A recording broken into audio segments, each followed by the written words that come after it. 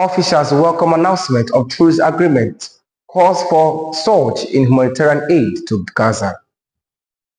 It is with pleasure that the state of Qatar, Egypt, and the United States announce the success of the joint mediation as parties to conflict in Gaza Strip has reached a deal on the swap of prisoners and captives in order to establish a ceasefire, a permanent ceasefire, in addition to the delivery of intense relief aid into our brothers in Gaza Strip.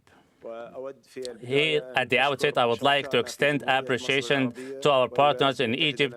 Mediator Qatar announced Israel and Hamas have reached an agreement to stop the war at Gaza and exchange Israeli captives for Palestinian prisoners held in Israeli jails. Qatar's Prime Minister Sheikh Mohammed bin Abdulrahman bin Jassim Al Thani announced the agreement in Doha on Wednesday.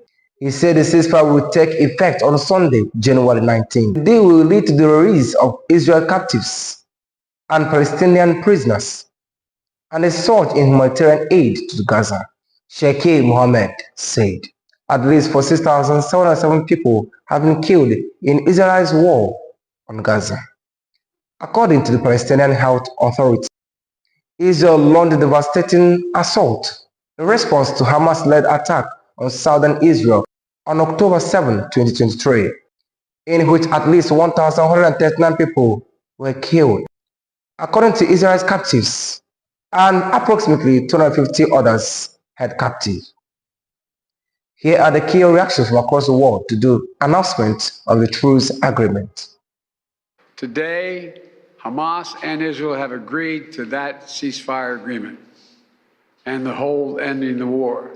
You know, those of you who have followed the negotiations can attest, the road to this deal has not been easy. I've worked in foreign policy for decades. This is one of the toughest negotiations I've ever experienced. And we reached this point because of the pressure that Israel built on Hamas, backed by the United States. Hamas's longtime leader, Sinwar, was killed. Hamas's strongest supporter, Iran, launched attacks on Israel. And those attacks failed after my administration organized a coalition of nations to stop them.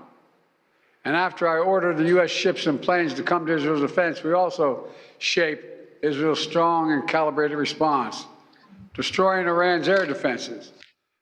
Going on, U.S. President-elect Donald Trump wrote on his social media platform, Truth Social, "We have a day for the hostages in the Middle East. They will be released shortly. Thank you." With this deal in place, my national security team through the efforts of Special Envoy to the Middle East, Steve Witkoff, we continue to work closely with Israel and our allies to make sure Gaza never again become a terrorist safe haven, Trump said in a second post.